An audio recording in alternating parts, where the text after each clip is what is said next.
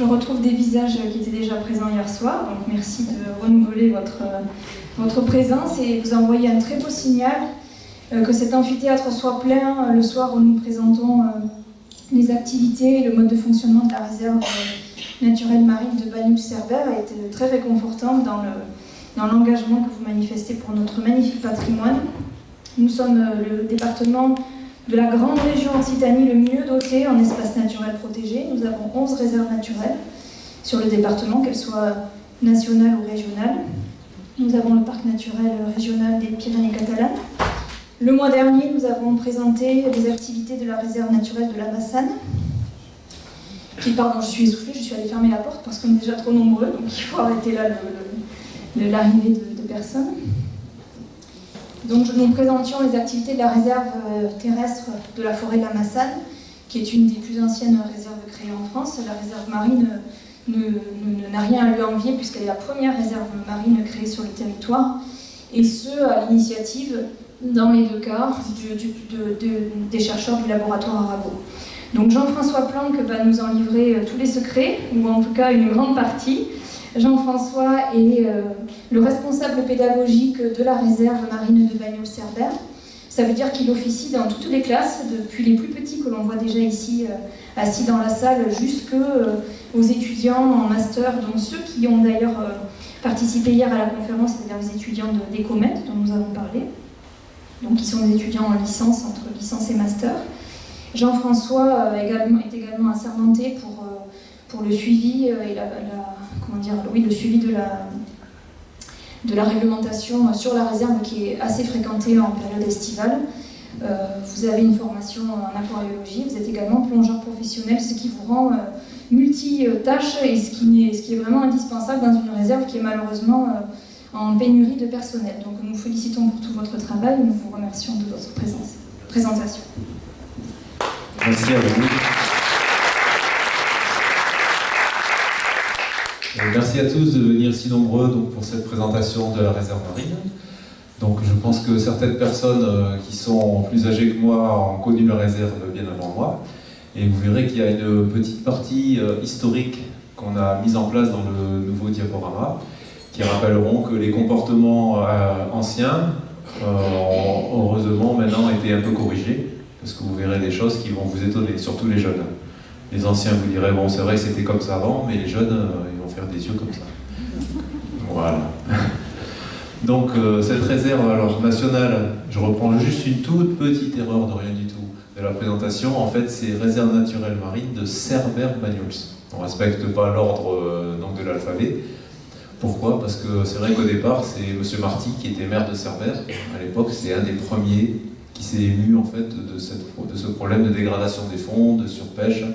Donc c'est pour ça que on lui rend ce respect en parlant d'abord de Cerbère et de Banyuls, même si la réserve est à 90% sur le territoire de la commune de Banyuls. D'accord? Voilà, donc cette réserve, vous voyez qu'il y a déjà quelques petits logos en bas. Donc l'Adréal, donc c'est une réserve nationale, ce qui veut dire que le préfet en est le représentant légal. Comme d'autres réserves, par exemple des parcs nationaux, qui sont autre chose également. Mais donc là, c'est pas une réserve qui appartient au département des Pyrénées-Orientales, mais par contre une réserve d'État. C'est pour ça que sur le logo, vous voyez, on a à côté, donc on a le logo des réserves naturelles de France, qui dépend directement du ministère de l'Environnement. Et à ce titre, tous les agents sont commissionnés et assermentés de façon à pouvoir faire respecter la réglementation. On verra la réglementation qui est mise en place dans la réserve. Et qui dit réglementation, si personne n'est là pour surveiller, c'est comme s'il n'y avait pas je ne vais pas dire de radar, parce qu'en ce moment ça nous embête, c'est tombé encore à 10 km, mais de policiers, de gendarmes pour faire respecter la réglementation, ça serait n'importe quoi. Donc surtout à cette époque, en juillet-août, c'est très très fréquenté la réserve. Mais si on n'était pas sur l'eau ou sur les falaises en permanence pour surveiller, renseigner, parce qu'il ne faut pas croire qu'on est des cow-boys, qu'on dégaine le cornet à souche, parce qu'on a le bleu, blanc, rouge de la police de l'environnement. Alors que si vous faites des choses illégales sur la route, moi je vous regarderai faire, je ne pourrais rien dire. Mais nous, donc, à ce titre, on est commissionné assermenté uniquement pour le territoire de la réserve marine. ou d'autres réserves. Si par exemple dans le département, des collègues d'autres réserves nous demandent notre assistance pour certaines opérations où il faut du monde, par exemple, ou des surveillances de nuit où il y a besoin de beaucoup de personnes, on peut intervenir également sur le département. Et également sur le territoire du parc naturel marin du golfe du Lion, hein, vous avez peut-être entendu parler, hein, qui a été créé en 2011, et qui lui est beaucoup plus grand que nous, parce que nous on est une petite réserve, vous verrez, on est sur 650 hectares, le parc est sur 4000 km². Donc voilà, il n'y a pas photo. Nous on s'étendra au niveau du linéaire côtier sur 6 km et demi, le parc c'est 100 km de côte. D'accord ? Voilà, et la même chose en mer, donc ça couvre un territoire assez immense, hein, très important, dans lequel nous on est, on va dire, la perle dans l'écrin. Voilà, l'écrin c'est le parc et nous la perle c'est la réserve. Voilà, parce qu'on a également donc beaucoup plus d'expérience, hein, de gestion, de mise en place, d'aménagement, de pédagogie, toutes ces choses-là, parce qu'on est la première réserve naturelle marine à avoir été créée en France, donc en 1974. Exclusivement marine, on doit être de mémoire la numéro 9 sur la liste des réserves naturelles françaises, mais dès l'instant où on a les deux pieds sur la plage, on n'est plus dans la réserve marine. C'est uniquement marin. Ce qui n'empêche pas, vous verrez, de faire des aménagements sur la plage pour pouvoir accueillir le public, le renseigner, voilà. Mais voilà, c'est uniquement marin. Alors, dans mes explications, si jamais vous avez une petite question, s'il y a quelque chose que vous voulez approfondir qui ne vous paraît pas clair, hein, vous pouvez lever la main, me poser la question. Après, parce que, ou alors on garde toutes les questions pour la fin, mais bon, s'il y a je pense que c'est peut-être mieux aussi de pouvoir interagir.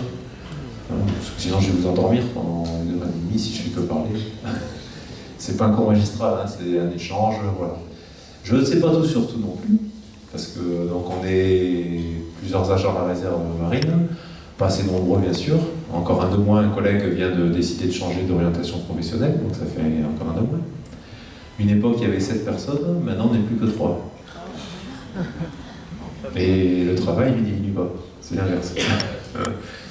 Donc voilà, tout ça fait qu'on ne sait pas tout sur tout, on est chacun dans nos dossiers, on échange avec telle ou telle personne, tout le monde n'est pas en copie des mails, et si on voulait tout savoir sur tout, on n'aurait pas le temps de faire son travail. Donc il y aura sûrement des questions auxquelles je ne pourrai pas répondre, mais si ça vous paraît important, donc, je peux passer donc, par Elodie, voilà. Hein, je me renseignerai, je noterai les questions et je pourrai vous faire transmettre les réponses, hein, si vous êtes vraiment intéressé par certains sujets pointus. Sinon, s'il y a vraiment des questions, je vous dis, hop, on passe le micro et on interagit. Hein, je pense que ça pourrait être aussi bien, peut-être. Alors, donc là, vous voyez la présentation. Donc, on va faire d'abord un petit historique, comme j'en ai parlé.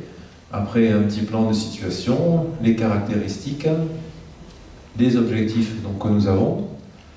Et après, on a 4 grandes missions, hein, qui sont d'abord la surveillance, comme je le disais tout à l'heure.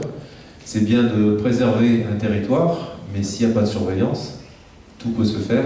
Et donc, voilà, la préservation, elle ne durerait pas longtemps, hein, des espèces. Les suivis scientifiques, donc qui servent justement à pouvoir vérifier que cette surveillance, enfin que cette protection est réellement un effet bénéfique et sert à quelque chose. Après, il faut pouvoir le prouver. Hein, l'État nous donne de l'argent, l'ADREAL nous donne de l'argent, l'employeur, donc qui est le département, hein, met des moyens financiers importants. Si tout ça, si on ne peut pas le quantifier, le vérifier et le prouver, voilà, on dirait bon, c'est bien beau de créer des réserves, mais voilà, est-ce que ça sert réellement à quelque chose? Donc c'est pour ça qu'il faut toujours pouvoir faire des suivis scientifiques, et comme chaque année, on a un conseil, un rapport d'activité où sont présents les différentes instances, que ce soit donc la préfecture, la gendarmerie, les élus, notre hiérarchie, où on présente en fait le travail qui a été réalisé sur toute l'année. Donc ça, c'est 1 fois par an. Pour accueillir le public, c'est principalement en juillet-août, parce qu'en novembre-décembre, le public il n'est pas là, hein. Les gens sont restés chez eux au chaud, là, dans le nord ou ailleurs. Les gens d'ici ne sortent pas trop non plus. Et donc, pour pouvoir faire découvrir cette réserve, eh bien, on a fait des aménagements. Et ces aménagements ont lieu principalement sur la plage de Perrefitte. Est-ce qu'il y a des gens qui ne savent pas où se trouve Perrefitte? Tout le monde connaît? Ah, c'est parfait. Donc un petit peu plus loin, un petit peu en Cerbère, donc, où on a installé, comme vous savez, donc, le sentier sous-marin, et non pas le tunnel sous-marin. Parce que des fois, des gens viennent nous voir au bureau, ils arrivent avec la poussette, le petit. Bonjour, voilà, bonjour. On voudrait savoir où est l'entrée du tunnel sous-marin. Alors on dit non, ça se passe pas comme ça. C'est pas l'aquarium de La Rochelle où on passe sous le tunnel avec les requins, tout ça. Non, non, c'est pas pareil. Hein. Donc il y a des gens encore, bon, de moins en moins maintenant, mais il y a des gens encore qui confondent. Ils pensent sentier, ils pensent se promener, naturellement. Le sous-marin, voilà, ça passe un peu à la trappe. Et donc pour sensibiliser les générations futures donc à préserver ce milieu, à ce que eux, plus leurs enfants et leurs petits-enfants, ça leur fait rire quand je dis les petits, parce que les enfants, petits-enfants, bon, ça les amuse un peu, mais à trouver ce patrimoine dans le même état, voire meilleur qu'on leur a laissé. Et bien moi je m'occupe de la partie pédagogique, donc à partir du mois d'octobre jusqu'à fin avril. Et après, ça va au-delà pour certains lycées, des étudiants. Donc, je m'occupe de sensibiliser, d'éduquer à l'environnement, de faire participer à différents ateliers. Et je me rends dans les établissements du département, pas à Font-Romeu, parce qu'on ne me laisserait pas partir pour faire 2 heures d'animation, mais dans la périphérie de Perpignan, on va dire. Voilà. Donc, ça, ma mission principale, c'est les animations pédagogiques. Alors, pour faire un petit historique, bon, vous connaissez, la situation, l'historique, vous savez qu'au départ, hein, bon, c'était fait sur des cartes. Pourquoi est-ce qu'il a fallu faire une réserve marine? Avant, ça allait très bien. Les gens étaient pêcheurs, ils avaient des barques petits métiers, et ils mettaient ce qu'on appelle des filets dormants. C'est-à-dire que c'est un filet qui est posé sur le fond, hein, avec une ligne plombée, des petits flotteurs au-dessus, et on mettait différents types de filets selon ce qu'on voulait attraper, soit des langoustes, soit des rougets, soit voilà, de la lotte ou autre chose. Donc il y avait ce type de filets différents. Vous aviez également des casiers et des palangres. Les casiers, vous savez ce que c'est? Hein? Voilà, des grandes cages, là on met un appât, donc les différentes bestioles, surtout les crustacés, hein, vont venir manger et vont se retrouver piégés dans cette nasse. Et les palangres, en fait, ce sont des grandes lignes avec plusieurs centaines d'hameçons, et où là, on va chercher plutôt à attraper du prédateur, hein, des gros poissons, des chasseurs.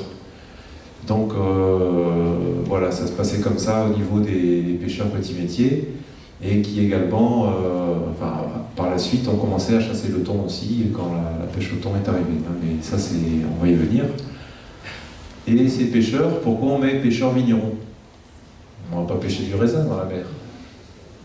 Alors, ils avaient 2 activités, voilà. Hein, 2 activités, parce que la pêche, ça leur rapportait pas grand-chose. Hein, c'était des petits barques catalanes, à une époque où il n'y avait pas non plus la motorisation, donc ni le port de Bagnols.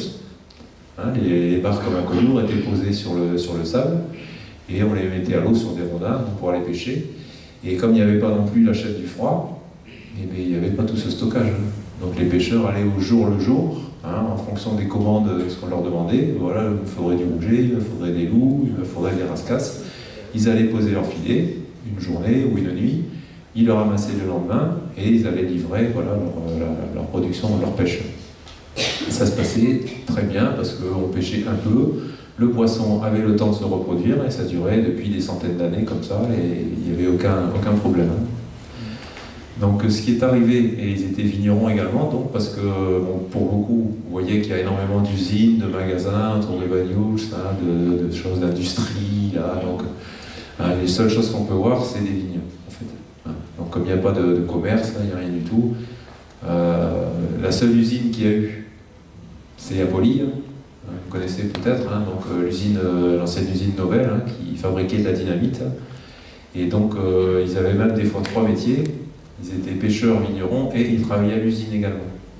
Et les directeurs de l'usine, hein, les différents directeurs, qui n'étaient pas bêtes parce que c'était un savoir-faire qui s'apprenait vraiment sur place. On n'allait pas à l'école, on n'apprenait pas à faire les différents process de fabrication de la dynamite, ça se faisait sur place, c'était très pointu. Et donc il est laissé pendant les périodes soit de vendange, soit de pêche à l'anchois ou à la sardine, partir, faire leur activité, et il est rembauché par la suite.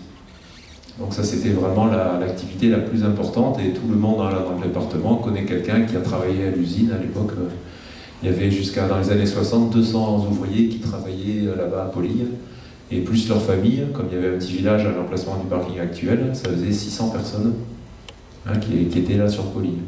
Ils avaient même mis une école, une pharmacie, enfin voilà, c'était un peu à la Michelin, vous savez, très paternaliste. On faisait attention au personnel de façon à pouvoir le garder.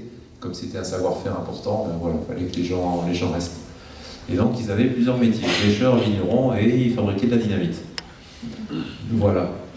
Mais à partir des années 60, donc le tourisme, avec les congés payés qui se sont, depuis 1936 le début, mais après ça a commencé à vraiment bien se développer, les gens sont venus au bord de la mer. Et donc qu'est-ce qu'on va faire au bord de la mer? Qu'est-ce qu'on peut faire? Donc, on peut pêcher. On peut pêcher, voilà. Alors il y a les bons pêcheurs et les mauvais pêcheurs.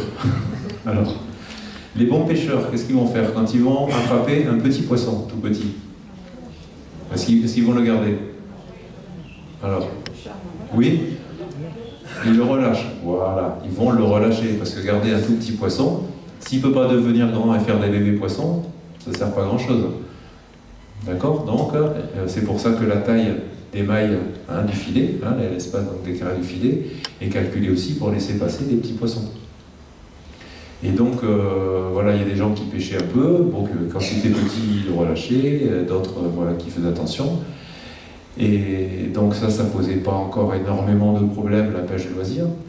Mais par contre, comment est-ce qu'on peut aller pêcher sous l'eau?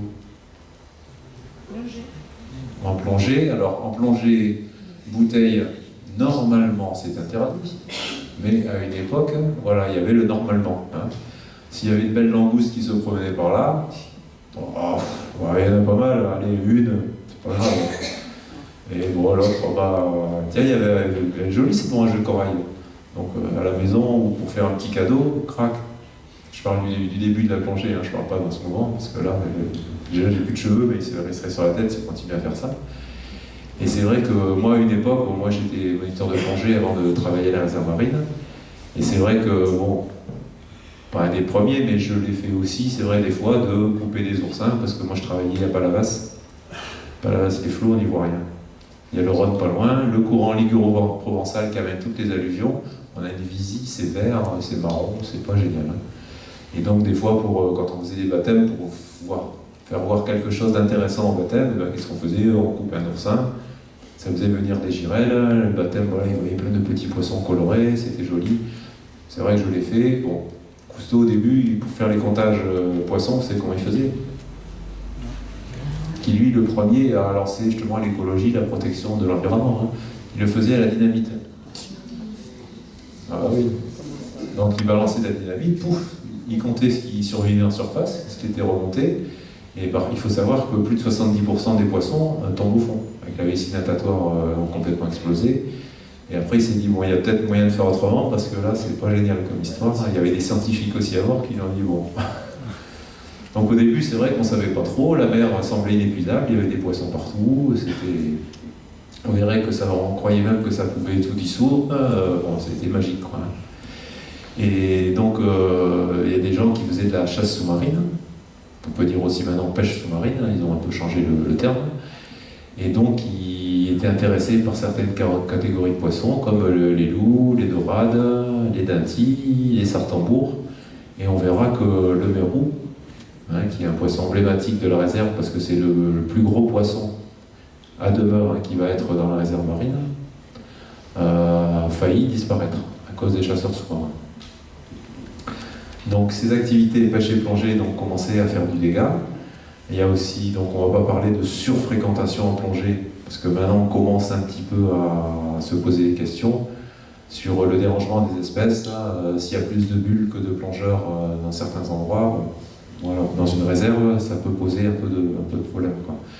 Il y a des endroits comme dans notre réserve à Porquerolles, ou de Bonifacio, même en Espagne, si vous allez aux îles Médès, dans la Estartite, ils ont un quota de plongeurs. Ici, pour l'instant, il n'y a aucun quota de plongeurs depuis la création de la réserve.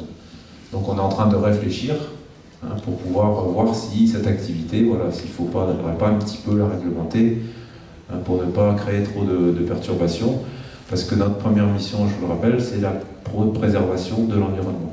Donc éviter trop le dérangement d'espèces. Pour qu'il y ait de la reproduction et que la réserve en fait serve à pouvoir exporter après différents types d'animaux donc dans le reste du département. Les moyens d'épuration à l'époque, c'est pareil, n'étaient pas énormes. La ville de Banyuls était dimensionnée par rapport à l'ancienne station pour 3000 personnes. Donc quand l'été, les gens arrivaient, on en arrive à près de 10 000. Et donc je me souviens d'une époque, vous avez connu ça aussi, où en juillet-août, il y avait l'émissaire là qui rejetait les eaux usées de Banyuls, et ça faisait de grosses taches marron, qui ne sentaient pas très bon du tout, parce que la station était débordée et ça rejetait l'eau sans avoir été traité du tout. Donc ça, c'est ce qu'on pourrait caractériser, nous, comme une pollution dans une réserve marine. C'est une infraction à l'arrêté de création de la réserve. Donc la municipalité l'a compris quand même. Puis bon, c'était pas son intérêt de faire venir les gens, et voilà, les gens qui se baignaient au troc, allaient mieux éviter quand il y avait des gros rochers comme ça. Donc ils ont créé la deuxième station d'épuration qui, elle, maintenant, en fait, il y a les pompes de relevage, ça part là-bas, maintenant ces problèmes sont résolus. Ça peut arriver une fois de temps en temps, pas très souvent, quand il y a des problèmes électriques par exemple, c'est arrivé l'année dernière, la pompe de relevage ne fonctionne pas, donc c'est reversé en direct de l'ancienne station, mais c'est rare maintenant, et de suite ils réagissent. Voilà. Et donc quand on parle de moyens d'épuration aussi, c'est que les gens aussi avaient l'habitude à l'époque, quand je disais que la mer, on pensait que ça digérait tout, que ça dissolvait tout, c'était une grande poubelle magique, tout allait disparaître, donc on balançait. Moi j'ai fait mon baptême de plongée dans les temps de taux, pas à la base parce que ce jour-là ça bougeait trop, on m'a dit viens, on va aller les temps de taux, j'ai dit d'accord, on va aller les temps de taux. Il y avait des pneus, il y avait des carcasses de bagnole, il y avait des machines à laver, il y avait ce genre de choses, c'était mon baptême de plongée ça. Et à un moment j'ai vu un poulpe qui était près d'une, ça doit être une lessiveuse, je ne sais plus, enfin un vieux truc. Et j'ai voulu m'approcher, le moniteur il me retenait. Et je forçais, je disais non, je lui montrais comme ça, je m'approchais, il ne voulait pas que j'y aille. Et à la fin je lui ai dit mais pourquoi il y avait un poulpe là, pourquoi tu m'as empêché? Il m'a dit mais j'ai cru que tu allais avoir peur quand tu allais t'approcher de cette bête là. Donc maintenant heureusement c'est plus ça, quand on fait des baptêmes de plongée, on voit plus de détritus au fond, on voit des poissons, des animaux, plein de choses. Mais voilà, ça n'a pas toujours été comme ça. Et donc également, le développement de la pêche au chalut. Alors en 62, l'Algérie est devenue indépendante. Donc tous les gens qui travaillaient là-bas avec leurs moyens modernes de pêche, ils n'étaient pas à la barque petit métier, là-bas en Algérie, ils travaillaient au chalut. Donc il y a deux sortes de chaluts. Des chaluts qui vont tirer les filets en plein eau, les pélagiques, donc pour attraper du poisson bleu, ou les thoniers, qui vont encercler les bancs de thon avec un autre petit bateau, les thoniers seineurs, qui tire une seine et ils récupèrent les thons. Maintenant, ça se fait carrément avec les avions qui repèrent, donc le poisson maintenant n'a plus aucune chance. Et maintenant, on veut même l'électrocuter au fond, c'est encore plus pratique. Vous entendez parler de la pêche électrique, donc ça devient de pire en pire. Mais bon, pour les thons, il y a quand même des quotas qui ont été mis en place. Et donc ces gens qui ont voulu rester français sont venus du côté de Nice et aussi beaucoup sur la côte catalane, mais avec leur outil de travail. Donc ils ont amené leur chalut. J'ai parlé du chalut pélagique qui crée des soucis, mais par rapport au chalut benthique qui racle les fonds, ça n'a rien à voir. Et bon, malheureusement, les réglementations n'étaient pas toujours respectées. Donc vous savez qu'il y a une distance minimum maintenant qui est de 3000. Donc ça fait à peu près 5 km dans lequel on ne peut pas poser le chalut, le tracter sur le fond. Parce que ça fait comme une charrue qui ramasse tout ce qu'il y a au fond.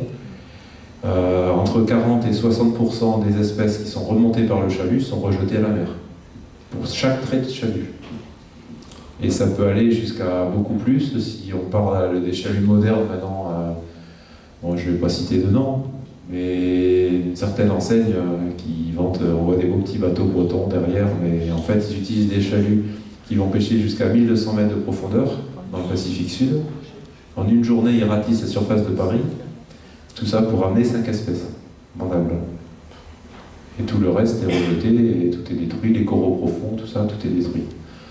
Donc c'est là aussi où il faut vraiment qu'il y ait une prise de conscience des gens et arrêter cette pêche qui détruit tout. Jean-François, je pense oui. que c'est bien de citer la marque. Parce qu'en fait, c'est une façon... Là, je ne ferai pas de pub. Donc, justement, c'est mais, une façon pour nous d'avoir un choix qui est réfléchi, un achat qui... c'est Intermarché pour pas les sécher. Voilà. Ils ont des énormes chaluts et ils pêchent dans le Pacifique Sud, là, et ils font des ravages pas possibles. Et tous les jours, ça tourne, et tout ça pour 5 espèces de poissons. Après, donc, comme j'explique aux enfants quand je vais dans les écoles, il y a des moyens aussi, nous, consommateurs, on peut choisir. Choisir, par exemple, d'acheter du poisson quand il est déjà mis en boîte, avec des logos, donc où c'est pêche responsable, il y a des logos, voilà, développement durable, il y a différents types de logos, plutôt qu'acheter une boîte où il ne sera rien marqué. Et dans ces cas-là, s'il n'y a rien marqué, on ne sait pas comment ça a été pêché. Ni où, ni pendant la période de production éventuellement, ni s'ils ont respecté les quotas. Alors que sur les autres, normalement, il y a des observateurs qui sont embarqués et qui peuvent s'assurer que ça a été une pêche durable et responsable. Voilà. Donc on est tous acteurs de l'évolution de la mer, du stock de poissons. Parce que si on continue comme ça a été calculé pas par moi, je ne suis pas assez intelligent, mais par des scientifiques qui planchent là-dessus. Dans une trentaine d'années, il n'y a plus de poissons en mer. Si on continue à ce rythme, on en est là. Donc 30 ans, ça va vite. 30 ans, ça va vite. À une époque, on parlait d'aquaculture, on dit bah, c'est bien, on va plutôt faire de l'aquaculture, ça sera mieux. Bon. Et depuis les histoires de vaches folles aussi, où on ne peut plus nourrir les poissons avec des viandes animales, on est obligé de pêcher du poisson pour nourrir les poissons. Donc là, c'est pareil, on se mord la queue encore. Parce que pour produire 1 kg, par exemple, de loup, de dorade, de turgot, on va pêcher 10 kg de poisson fourrage. Donc, trouvez l'erreur. Donc, voilà, il y a, juste pour l'anecdote, les Chinois ne font pas comme nous, mais ils mangent des carpes. Alors, faire manger des carpes aux Français ou aux Européens, c'est pas très bon. Il y a des arêtes. Bon, eux, ils fonctionnent, par exemple, avec un système d'étang, avec des étangs. Vous avez des canards en surface. Eux, ils mangent des algues qui sont sur le fond. Ils font caca, ça fait pousser les algues. Les carpes mangent les algues. Et donc, à la fin, ils récupèrent les carpes et les canards. Donc, voilà, c'est tout bénéfice. Eux ont compris le truc. Et oui, et c'est un circuit fermé quasiment. Il y a quasiment, voilà, très très peu de... Il ne faut pas aller pêcher, chercher autre chose, à part, voilà, de laisser la nature faire. Et ils ne mettent pas des tonnes et des tonnes d'antibiotiques non plus, parce qu'ils gardent des taux, si vous voulez, de concentration de poissons qui sont un peu plus faibles. Voilà. Parce que juste pour finir avec cette partie-là de la pêche, des chaluts, vous savez, quand on met beaucoup de poissons dans un endroit, pour éviter les maladies, on est obligé de traiter énormément aux antibiotiques. Donc c'est pour ça qu'à une époque, on disait, mais manger du poisson, c'est bon pour la santé. Maintenant, les médecins disent, surtout, ne mangez pas plus de 2 fois de thon par semaine, c'est mauvais pour la santé. Parce que le thon ou le saumon qui est nourri aux antibiotiques à fond, et le thon qui, lui, va stocker tout ce qui est métaux lourds, parce qu'il va manger des poissons qui vont manger des poissons plus petits qui vont manger des poissons. Et les métaux lourds, comme la radioactivité, se stockent, et voilà. Donc, si vous ne le saviez pas, je vous le dis, désolé, mais il vaut mieux éviter de manger trop de poissons comme ça qui sont en haut de la chaîne alimentaire. Finalement, c'est pas si bon que ça maintenant pour la santé, alors qu'avant, c'était super. Il faut varier l'alimentation. Et donc, ces chaluts, donc, ils venaient pêcher ici, ne respectaient pas à l'époque cette réglementation des 3000. Et quand je travaillais à Palavas, aussi au club de plancher, je voyais des chaluts là, dans la bande des 300 mètres qui passaient, qui raclaient, mais avec les chaluts baissés. Et dans quoi ils raclaient? Dans les herbiers aussi de Posidonie. Donc vous le verrez, vous connaissez la Posidonie? Oui. Oui, donc c'est une plante marine qui est en fait un lieu de refuge pour les poissons, qui produit énormément d'oxygène, qui permet de stabiliser les fonds, qui amortit la houle, qui a un rôle aussi très important pour la reproduction, parce que ça va être la maternité pour de nombreuses espèces, et ensuite la crèche, parce que les poissons et les autres espèces vont grandir dans ces herbiers. Les feuilles en ce moment sont grandes, en début de saison, elles font jusqu'à 1 mètre, Et en fin de saison, vous ne les voyez plus parce que les sopes les ont grignotés. Les sopes, c'est des vaches de mer. Alors, ça ne grignote pas que du haut, des fois elles ne sont pas économiques, elles coupent au ras, crac, et en fin de saison, on ne voit plus du tout d'herbier, mais comme elles ne mangent que les feuilles, ça repousse. Alors que les chaluts, quand ils arrachent les rhizomes et les racines, là, ça repousse beaucoup moins vite, hein, et ça pousse qu'une dizaine de centimètres par an, la posidonie. Donc si on tue les posidonies, ces herbiers, qui sont protégés maintenant dans toute la mer Méditerranée, parce que c'est une espèce endémique à la Méditerranée, si on détruit ces herbiers, il y a plus de 25% de toutes les espèces qui disparaissent. C'est un écosystème qui est aussi riche qu'une forêt tropicale, hein. C'est l'écosystème le plus riche de Méditerranée. Alors que si on regarde ça de haut avec un masque, on voit des herbes là, et on se dit, bon, il n'y a pas grand chose là-dedans. Et plus de 25% des espèces y vivent pourtant. Donc à y faire très attention. Et donc pourquoi décharge interdite? Ça c'est, vous voyez les vieilles photos là. Parce qu'à une époque, les gens balançaient à la mer, et bon, même les collectivités locales le faisaient aussi. Les camions bennes, les bateaux aussi. Les bateaux, voilà, alors ça c'était normal, ils balançaient tout. Mais les camions bennes se mettaient au bout des caps et allaient directement dans la mer. Donc tu vois, ça te paraît, voilà, on se dit, mais ils s'en foutent, quoi. Mais à l'époque, voilà, ça allait rouiller, ça allait disparaître, ça allait, voilà, les piles et tout ça, c'est rien. Il n'y avait pas encore trop de plastique. Et bon, maintenant, le gros problème, on sait que c'est les plastiques, hein, au niveau de la pollution.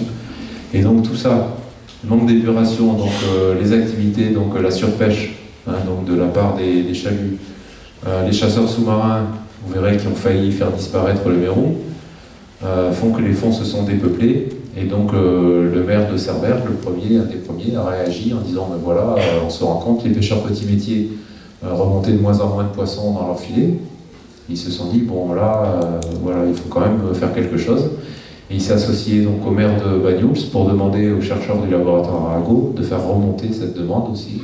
Les chercheurs étaient plongeurs aussi, donc eux voyaient aussi cette dégradation. Donc là, tout le monde était d'accord. Et les chercheurs ont porté le projet à Paris pour demander la création de la réserve marine au ministère de l'Environnement.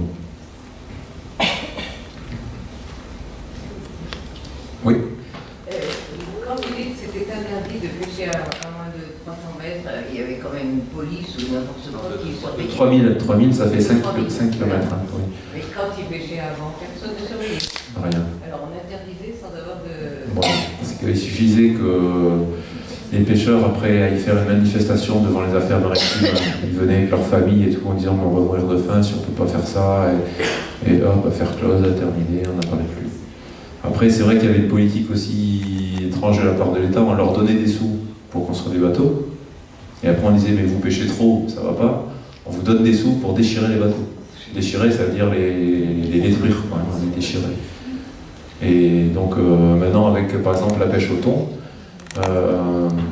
les thoniers de Port-Vendres, pas de Port-Vendres, pardon, parce qu'il n'y en a plus qu'un seul, mais ceux de 7, en moins d'une semaine, ils font leur quota annuel de pêche au thon.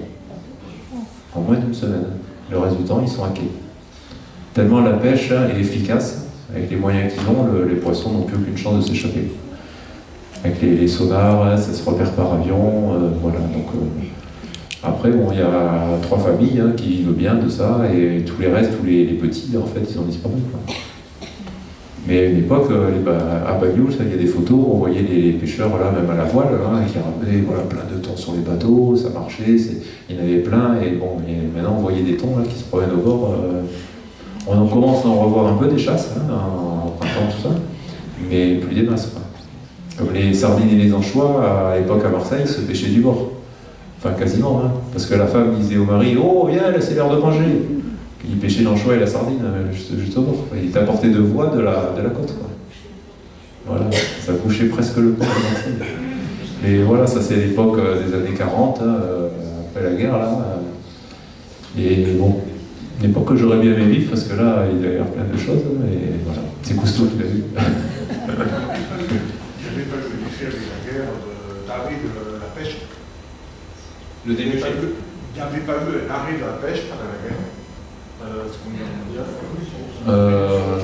Oui, il me semble, mais enfin, il devait y avoir du braconnage quand même pour manger, comme voilà, ils cachaient Bon, il y avait du marché noir, il fallait bien que les gens... Moi, je comprends le premier, hein, je serais au bord de la mer, moi je pêcherais. Mais après, peut-être que cette pêche voilà, a été réquisitionnée pour les Allemands, et effectivement.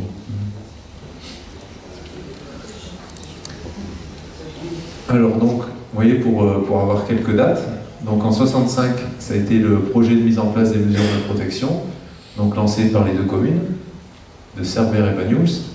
En 71, il y a un rapport qui a été rédigé par le laboratoire Arago, donc qui appuyait fortement ce projet. 72, il l'a transmis au ministère de l'Environnement. Après, il y a eu donc l'ouverture de l'enquête publique et la création de la réserve le 26 février 1974. Donc voilà, c'est pour ça que c'est la plus vieille réserve marine de France, uniquement marine, hein, d'accord ?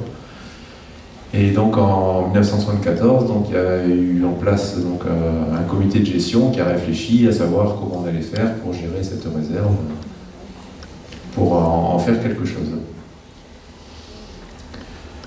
Il y a eu un premier arrêté donc, interministériel, parce que c'est un peu compliqué aussi, parce que c'est une réserve, par exemple, quand on met des bouées en mer, comme les bouées sont posées sur le fond, que le fond dépend de la préfecture, mais terrestre, pas maritime, mais que les bouées dépendent de la préfecture maritime, mais alors, entre les ministères, c'est tout un pataquès, là c'est difficile de mettre en place des mouillages, je vous le dis. En Espagne, ça va un peu plus vite, hein. Quand ils décident de mettre des bouées, en général, un an ou deux après c'est fait, et nous c'est compliqué, on y arrive, hein, on y arrive, mais c'est difficile entre les différents ministères, les tuyaux sont longs, tortueux, et ça se bouge des fois. Alors des fois, il faut être patient. Il faut être patient. Et donc, la zone de protection renforcée, hein, ce que vous voyez là, et vous le verrez sur une carte, la ZPR, avant on disait réserve intégrale, pour les anciens qui ont connu, hein, on disait réserve intégrale. Intégrale, ça veut dire on n'y fait rien. Et maintenant, on parle de zone de protection, et zone de protection renforcée. Elle a été créée en 79 et mise en application réellement, donc en 81, avec les emplacements, donc les plots terrestres sur les falaises et les deux bouées au large, donc qui signalent la zone de protection renforcée. Pourquoi ? Parce qu'on a dû faire cette zone, parce qu'on se rendait compte que bon, c'était quand même, au début, il n'y avait que 2 agents. Quand le département l'a géré en 77, il y avait 2 agents qui étaient hébergés d'ailleurs dans une salle de laboratoire Arago, et ils n'avaient pas de bateau. Donc c'est bien. Vous êtes agent de la réserve marine, débrouillez-vous. Alors le premier qui avait un petit Zodiac, il prenait son Zodiac, perso, hein, bon, il allait faire des surveillances, tout ça. Les pêcheurs du coin, ils disaient qu'ils allaient retordre le coup, parce qu'ils les empêchaient de pêcher à tel ou tel endroit, donc ça n'a pas été facile quand même. Et l'ancien conservateur a encore quelquefois des menaces par un pêcheur qui est un peu... il est à l'endure encore, et il avait menacé de mort, de trucs, et des fois il s'est fait insulter encore, alors qu'il est lui à la retraite et tout. Donc vous voyez que c'est pour leur intérêt des pêcheurs, mais il y en a qui ont quand même la l'endure. Et s'il n'y avait pas eu la réserve, ça fait longtemps que les pêcheurs petits métiers ne pourraient plus travailler. Par contre, il ne faut pas croire que c'est ouvert à... Donc il y a énormément de pêcheurs petits métiers qui viennent en profiter. J'en profite là pour illustrer la photo que j'avais prise où on voit Virginie avec un pêcheur de Banyuls en train de faire le relevé, donc le comptage des espèces, le relevé dans les filets. Tout ça, ça fait l'objet de mesures de gestion. J'ai perdu le fil. Je disais oui, il ne faut pas croire qu'il y en a énormément, parce qu'au départ de la création de la réserve, il y avait 15 pêcheurs petits métiers qui travaillaient. Donc pour ne pas faire de jaloux, on a dit il y aura 15 autorisations de pêche. La réserve, ce n'est pas quelque chose qui est complètement fermé au public, mais ça permet de gérer les différentes activités en fait, qui veulent profiter de cet endroit. Donc les pêcheurs petits métiers ont le droit, s'ils demandent l'autorisation, et ils sont soumis quand même à une réglementation. Hein, donc on est arrivé à force de discussions pendant des années au fait qu'ils mettent plus de casiers dans la réserve, plus de palandres, parce que les palandres ça attrapait les gros poissons, donc les reproducteurs, hein, qui se reproduisent beaucoup mieux hein, que les moyens. Et ils ont droit à 3 filets de 750 mètres par jour et une seule calée par jour. Donc, voilà leur réglementation. Ils évitent aussi en période estivale d'aller mettre leurs filets dans la zone où on installe nous les bouées pour permettre au club de plongée d'y venir.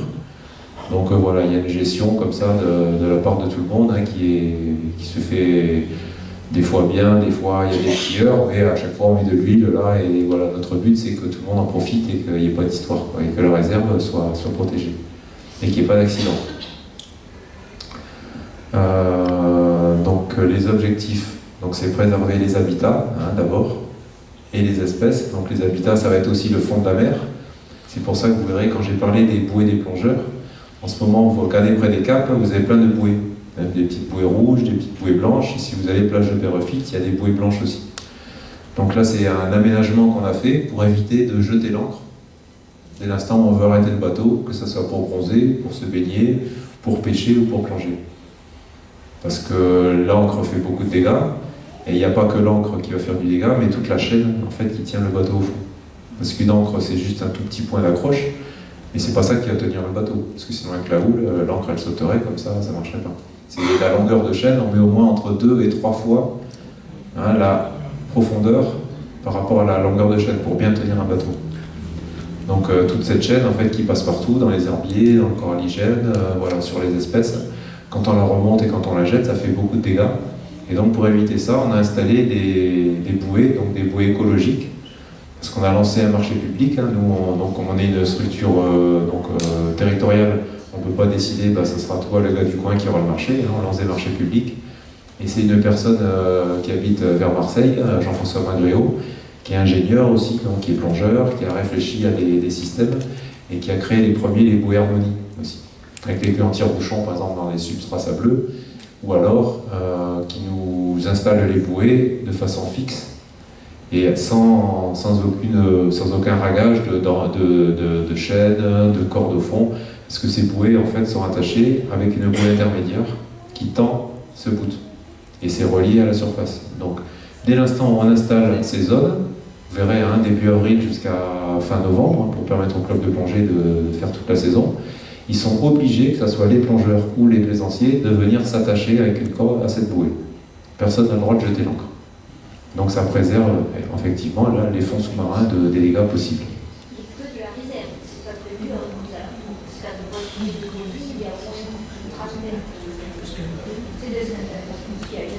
À Cerbère ? Ah, Poli, oui, bah, Poli, bon, c'est affreux. Ah oui, il n'y a que quelques bouées qui sont installées, c'est vrai. Et bon, moi j'ai travaillé, avant d'être à la réserve, j'ai travaillé 3 ans comme garde du littoral à Poli. J'ai fait une photo que j'avais envoyée à mes collègues de la réserve. Il y avait plus de 100 bateaux au mouillage, au fourrat et tout, alors dans les herbiers, dans les grandes nacres, partout. Et donc, là, il y a le parc naturel marin du golfe du Lion qui est en train de réfléchir là-dessus. Et c'est vrai que ça, c'est pas notre compétence. On peut absolument, malheureusement, rien y faire. À une époque, on avait participé au dossier de mouillage, justement, par exemple, devant Port-Vendre, vers le Cap Béar, parce qu'il y avait la zone Natura 2000, donc Posidonie, Côte des Alvers. Donc là, on pouvait donc, initier des projets. Et maintenant, là, la compétence, c'est vraiment le parc en fait, qui s'en occupe. C'est dans son périmètre. Donc là, c'est au parc, en fait, maintenant, à gérer ça. Nous, on a pour cette année, on a prévu de mettre, on les mettra en fin d'année, enfin, parce que ça a été long, on pensait mettre 4 bouées supplémentaires dans la réserve. On en est à 25 bouées. On pensait en mettre 4 de plus.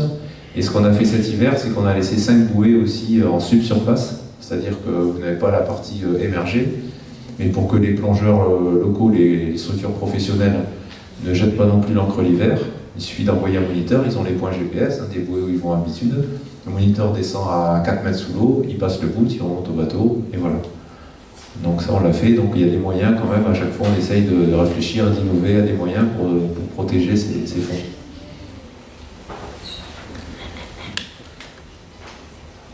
Donc préserver les habitats et bien sûr donc, les espèces, contrôler les activités humaines, donc je vous ai parlé de la plongée. Ensuite, donc il y aura par exemple la fréquentation des jet skis dans la réserve. Donc là vous m'avez compris, hein. Donc comme la vitesse est limitée, les jets on leur explique gentiment quand on les croise, hein, quand ils sont en excès de vitesse, parce qu'ils ne vont pas doucement, que s'ils sont loin au large, on leur fait un avertissement oral en disant en notant leur nom, le numéro du jet ou s'ils l'ont loué, le loueur. Que la prochaine fois, c'est un procès, et sinon, s'ils veulent aller vite, ils passent au-delà de la réserve. Donc ça, c'est déjà pour protéger les plongeurs, les gens qui nagent, les alpinistes, parce qu'il y a des gens en jet qui ne se rendent pas compte. En Espagne, par exemple, ils passent à 50 mètres du bord, ils ont le droit d'aller très vite. Donc ils font la même chose ici. Où les gens, quand on leur a expliqué, pourtant on distribue de la documentation, même au Barcarès, en fait, on va jusqu'au Barca, à tous les loueurs, on distribue ce que vous pourrez récupérer tout à l'heure gratuitement. Une explication sur la réserve, à quoi ça sert, la réglementation, les différentes zones, donc les gens sont informés. Et après on dit, mais il vous a pas dit le loueur? Ah mais si, mais quand on est parti de Canet, là, depuis on a oublié, on sait plus, on a mélangé. Et les gens ne repèrent pas non plus spécialement les deux bouées qui sont au large, qui sont beaucoup plus loin. Ils voient juste les deux bouées proches, ils disent ah ben on pensait pas, on était à l'extérieur, on savait pas. Ben, c'est vrai que bon, il y en a qui peuvent ne pas savoir, mais voilà, un jet ski par exemple, je tombe sur eux parce que c'est vrai que c'est vraiment le plus gros. Une fois il y en a un qui était pris en excès de vitesse, il fait du slalom entre les bouées de mouillage. Donc s'il y a un plongeur qui sortait à ce moment-là, il n'y avait plus de plongeur. Et là, c'est dans ces endroits-là, c'est limité à 3 nœuds uniquement. Donc uniquement pour y venir, attacher le bateau et en ressortir, c'est tout. Donc vous voyez, tout ça, on est obligé de le gérer aussi. Donc la fréquentation compatible avec la conservation déjà des espèces, parce que l'été, un jet ou des bateaux qui vont très vite, s'il y a des plongeurs parmi vous, je pense, sous l'eau, on entend beaucoup mieux. Hein, le son se propage 3 fois plus vite, on entend très très bien. Et un jet ski ou un gros bateau qui va à fond, ça fait un bruit terrible sous l'eau. Et donc les espèces sont stressées, c'est comme si on passait à fond avec un gros quad ou une moto qui fait du bruit dans une réserve naturelle en forêt. Il n'y a pas tellement d'animaux qui apprécieraient, tout le monde fout le camp, mais en mer c'est pareil. Et comme c'est l'été que voilà, la reproduction se fait, si on stresse les espèces en période de reproduction, ça marche moins bien, quoi. Donc nous, notre but, c'est déjà d'adapter cette vitesse pour éviter le dérangement des espèces. Donc voilà la réserve, donc les différentes zones, les différentes réglementations. Donc au départ, voilà, ça avait été fait sur la vieille carte historique avec des amers. En fait, les amers, c'est des repères qu'on prend quand on est en mer. On prend des repères à terre, on va aligner par exemple une telle maison sur telle lama de loc, telle maison, voilà, on faisait comme ça. Parce qu'on n'avait pas tous ces instruments électroniques qui nous disaient où on était, donc on pouvait très très bien se repérer avec des repères visuels. Donc au départ, ça avait été fait visuellement.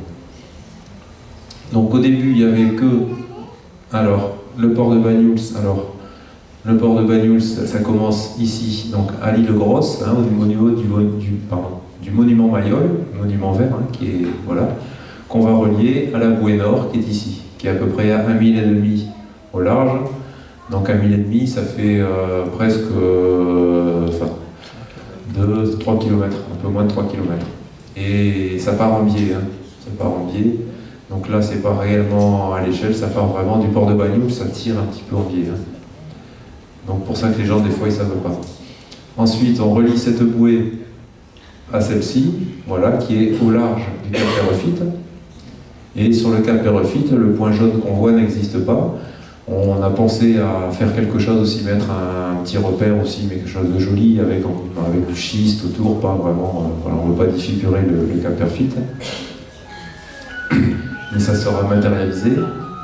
Et donc un peu plus tard, on a créé donc cette zone de protection renforcée, donc où vous avez 2 bouées en mer, plus 2 balises terrestres ici qui sont positionnées le long de la falaise. Dans cette zone de protection renforcée, tout est interdit, je vais l'expliquer, sauf la navigation ou passer en nageant en surface. Palmeuse que tu bats en surface, c'est possible. Vous pouvez observer en ce moment, si ça vous intéresse, quand vous partez de la plage de Pérofite, vous allez dépasser le sentier sous-marin, donc le sentier est ici, vous dépassez le sentier, et ici dans la baie, là, dans 7-8 mètres d'eau, vous avez du sable et vous avez des raies en ce moment qui se reproduisent, il y a des pastenailles, des raies brunettes, il y a plein de raies, on les voit de la surface. Donc allez-y, hein, je vous invite fortement, mais par contre, on n'allez pas leur faire coucou. Sinon on arrive et on vous bouche le tuba, hein, vous pouvez Voilà, donc cette petite zone qui est fait que 65 hectares, donc ça s'étend sur 650 mètres de linéaire côtier seulement, c'est rien du tout. D'accord ? Donc elle est vraiment à protéger et elle sert uniquement donc aux suivis scientifiques qui ont été validés par le conseil scientifique, hein, un conseil d'experts qui ne nous dit pas vous avez le droit ou vous n'avez pas le droit, mais on présente ce qu'on veut faire, ils nous donnent des avis également et voilà, on fonctionne ensemble et ça, ils se réunissent 4 fois par an. conseil scientifique. Dont Vincent Laudet, le directeur du laboratoire Argo, fait partie maintenant. Il est responsable avant, donc c'était les anciens directeurs de droit. Maintenant, on nomme plus les gens, on va dire que c'est le directeur. Avant, il y avait les noms, c'était le baron. Maintenant, ça va être Vincent Laudet. Voilà.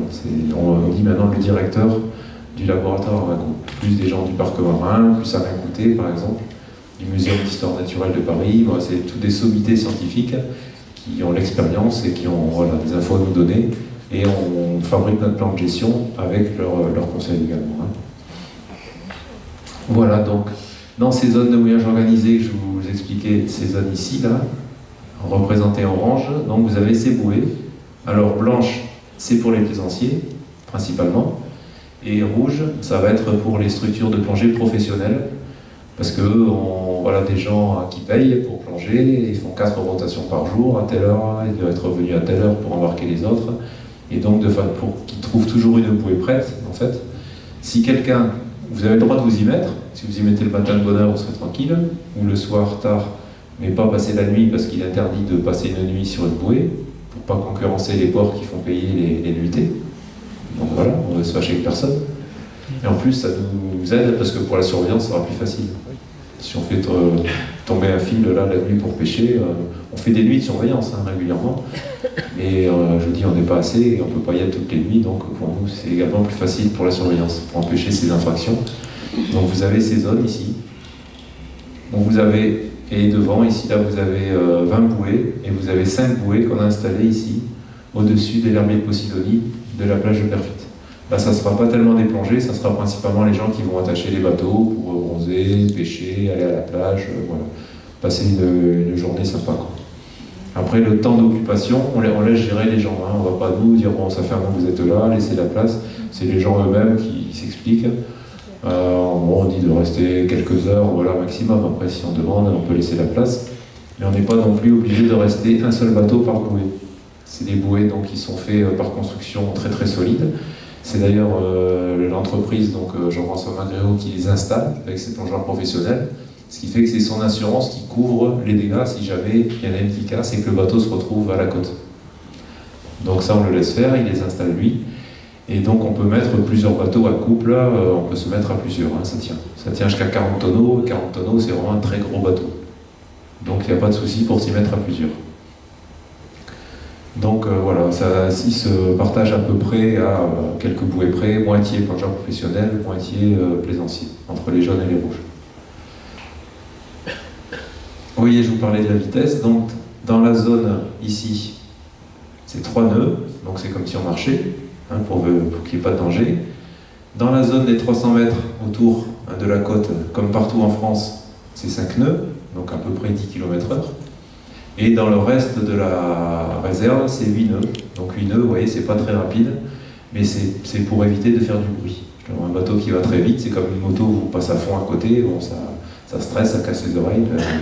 Les poissons qui n'ont pas d'oreilles mais qui entendent aussi parce qu'ils discutent entre eux.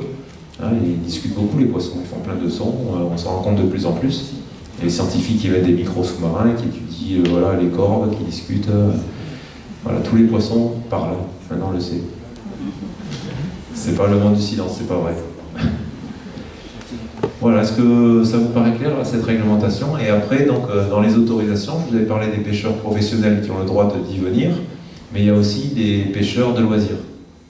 Donc pour ça, on a mis en ligne depuis 3 ans sur notre site donc la demande d'autorisation de pêche. Et donc la DIRM de Marseille nous a limité à 1000 pêcheurs par an et la délivrance pendant 2 mois maximum. Ce qui veut dire que du 1er décembre au 31 janvier, les gens peuvent s'inscrire sur Internet, s'ils ne sont pas de bagnoles. On n'empêche pas un ch'ti de venir pêcher ici, on n'a pas le droit. C'est du service public. Donc les gens remplissent la demande, on enregistre le numéro et après ils viennent la chercher quand ils décident de pêcher. C'est limité, bon, à 1000. En plus, ça tombe bien parce qu'on a remarqué qu'on n'avait jamais dépassé ces 1000 autorisations. Mais comme dans la réserve des golfs, des Bouches de Bonifacio en Corse, ça a été à 1000 autorisations, donc ils ont décidé de faire la même chose, donc ça nous va bien, quoi. Et tous les ans, il y a des gens quand même qui demandent et qui ne vont pas venir la chercher. Où il y a des gens, c'est pour un jour ou deux. Quand ils viennent en vacances une semaine, mais c'est pour être en règle si jamais ils viennent dans la réserve. Comme les pêcheurs professionnels, il y a les 15 qui sont demandés, pas tous les ans, parce qu'il y en a qui viennent de Saint-Cyr, du Barcarès ou autre, ils vont pas, ça leur coûterait plus cher en gasoil de venir pour pêcher quelques poissons et de repartir. Donc en réalité, il n'y a vraiment que 3 pêcheurs qui travaillent dans la réserve, en professionnel. Donc là, ça va, il n'y a pas de problème. Vous avez des questions non, pour cette réglementation? Ça va? 3 de Banyuls, oui. À une époque, il y en a un qui s'installait à Cerbère l'été et qui venait, mais il arrêtait. Et lui, il mettait que des palangres. Et donc, comme depuis, on s'est arrangé, on ne met plus de palangres, bon, il avait arrêté. Après, ça arrive des fois qu'il y en ait de port-vendre qui viennent, mais c'est assez rare. C'est vraiment une fois ou deux. Bon, voilà, c'est vraiment anecdotique. Donc là, on parle du site Natura 2000, Posidonie, Côte des Albers. Et donc c'est là où je vous parlais de, vous voyez, le parc marin du golfe du Lion. C'est pas bon. Voilà, il part d'ici, de Port-le-Cat, et va jusqu'à Cerbère. Et en mer, je crois que c'est 10 000 au large, donc ça fait à peu près 20 km en mer. Donc ça fait 4000 km², et nous là-dedans, nous la réserve marine, on est petit. Vous voyez, on est là. Donc après, le parc c'est différent. Le parc n'ont pas de réglementation particulière. Donc eux, leur réglementation, c'est ce qui a lieu pour la Méditerranée. Par exemple, au niveau de la taille des poissons, au niveau du nombre de poissons, au niveau par exemple du nombre de casiers par bateau, ce genre de choses. Eux, c'est plus pour le patrimoine pour l'instant. Que ce soit le patrimoine maritime, le patrimoine de pêche, les coutumes locales, voilà, ils sont un peu plus là-dessus. Mais ils ont aussi un gros chantier pour mettre les éoliennes en mer. Ça, c'est le parc qui s'en occupe, et donc bientôt, il y aura des éoliennes qui font 170 mètres de haut, je crois, qui sont mises au large de l'E4 là-bas. Donc ça, c'est le parc qui gère ce projet.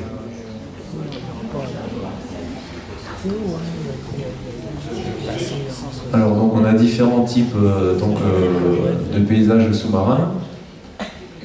Les herbiers, les roches, le coralligène, le sable. On en oublie quelques-uns là, il y a la pleine eau également, qui est un milieu pour certaines espèces. Ou les galets aussi, donc qui sont au bord, qui sont fréquemment retournés. Et donc quand on installe nous les panneaux voilà, qui sont fixés sous des flotteurs dans le sentier sous-marin, on a la chance vraiment sur 250 mètres là, au nord de la plage de Perfit, déjà d'être protégé de la tramontane par la falaise, et ensuite d'avoir 5 écosystèmes différents. Donc les gens peuvent se rendre compte, là j'ai amené les posters, si jamais il y a des gens qui sont intéressés.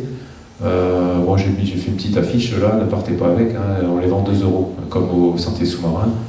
Mais bon, ça permet de payer les saisonniers aussi, enfin c'est du trésor public, ça ne rentre pas dans les caisses de la réserve. On a une régie de recettes, il n'y a pas longtemps, j'ai été faire un versement à Perpignan au trésor public. Il n'y a pas de caisse pour la réserve, ça ne fonctionne pas comme ça. Mais bon, ça fait un souvenir aussi, c'est des espèces qui sont présentes, que les gens ont vues, ça leur rappelle, voilà, c'est pour faire un petit souvenir et apprendre sur les espèces. Donc là, la côte, vous voyez qu'il y a différents types de fonds.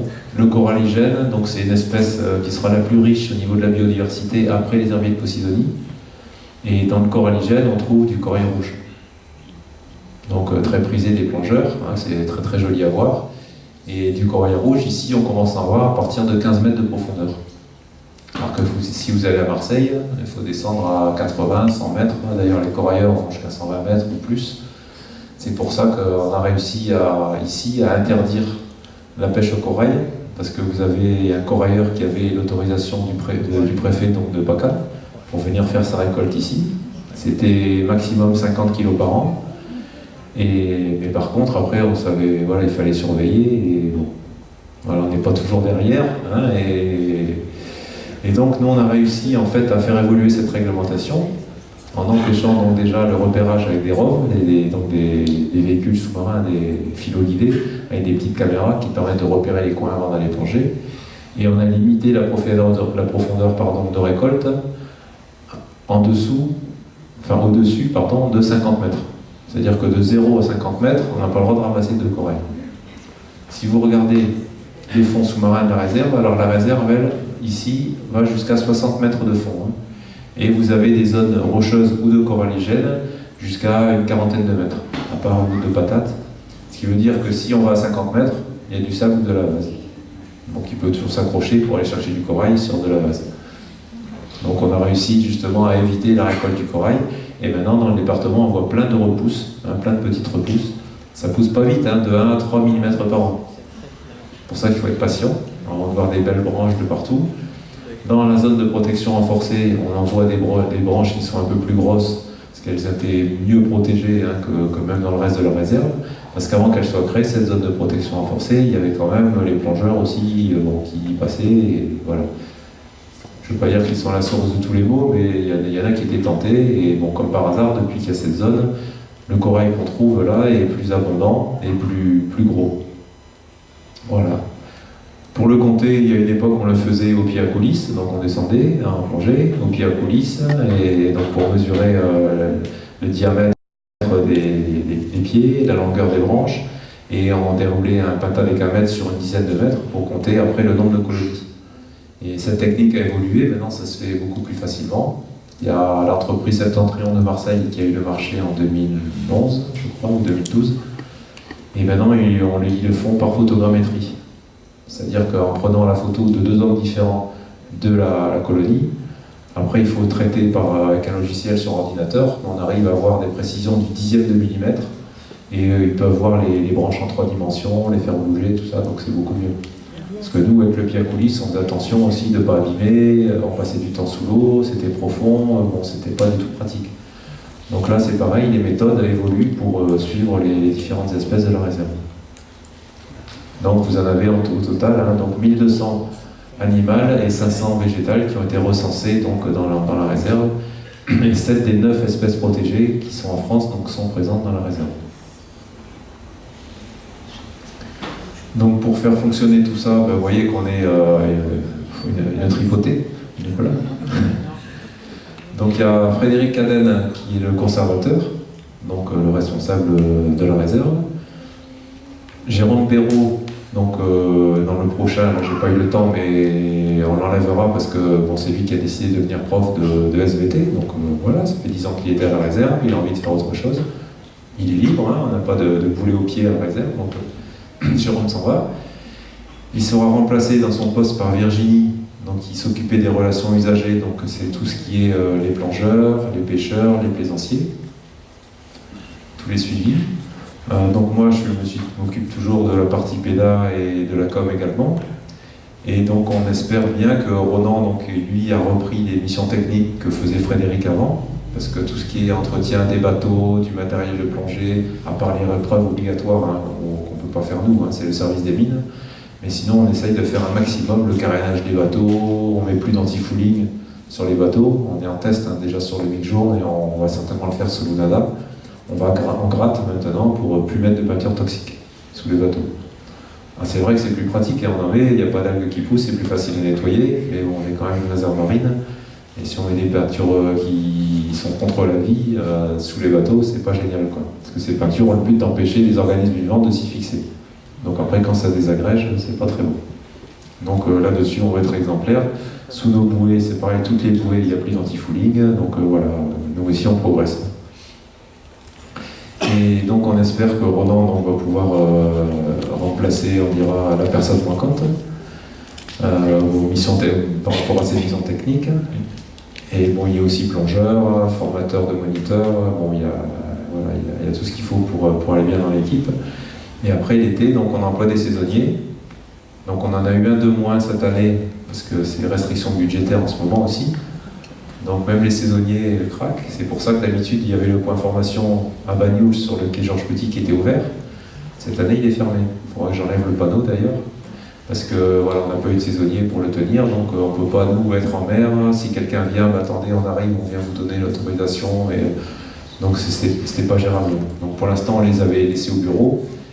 Et bon, moi j'avais mis l'idée, on verra s'il y a beaucoup plus de demandes, si on est obligé d'arrêter les surveillances pour venir au bureau en donné, ou si les gens ne sont pas toujours disponibles pour le rendez-vous, de les installer plage de Pérofite, où là il y a des saisonniers de midi à 18h. Voilà, plutôt qu'à la Bagnouls, les gens peuvent aller aussi à Perfit, et là ils auront plein d'infos, ils seront sensibilisés, il y aura tout ce qu'il faut là-bas.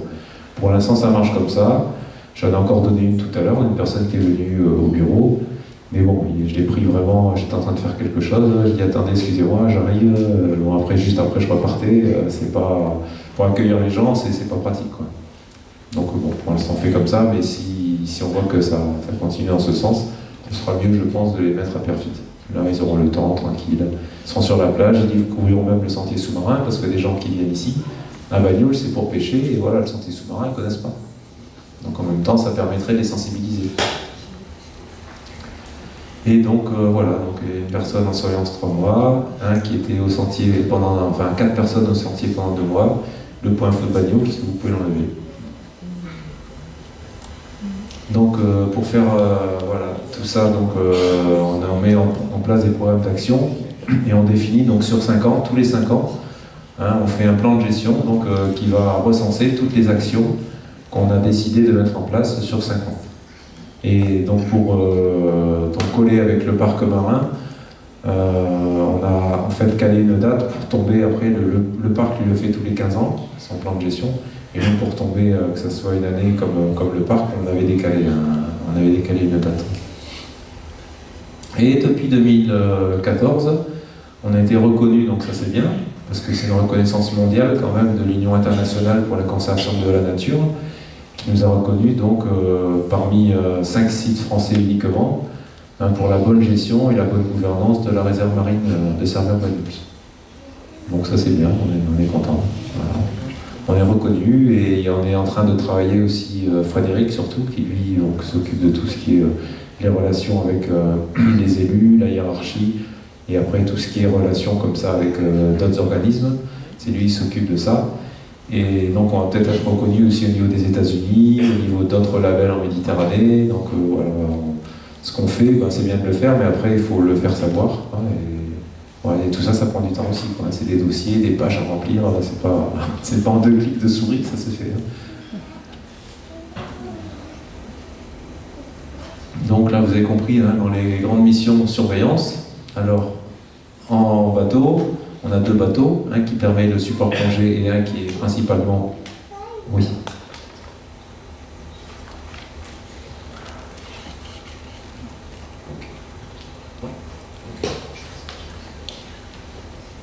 Donc je disais donc surveillance des falaises, mais en mer. Des falaises, pourquoi? Parce qu'on peut voir au niveau des falaises si quelqu'un est en train de faire de la chasse sous-marine ou s'il fait tremper un fil dans la zone de protection renforcée. Et les gens ne savent pas toujours qu'on est au-dessus, à 70 mètres, à regarder avec les jumelles ce qui se passe. La nuit, on a les jumelles nocturnes également, hein, pour pouvoir bien voir. Donc les suivis scientifiques, l'accueil du public, donc vous voyez des gens qui sont en train de regarder un panneau sous-marin qu'on a installé sous les bouées dans la zone du sentier sous-marin de Perfit.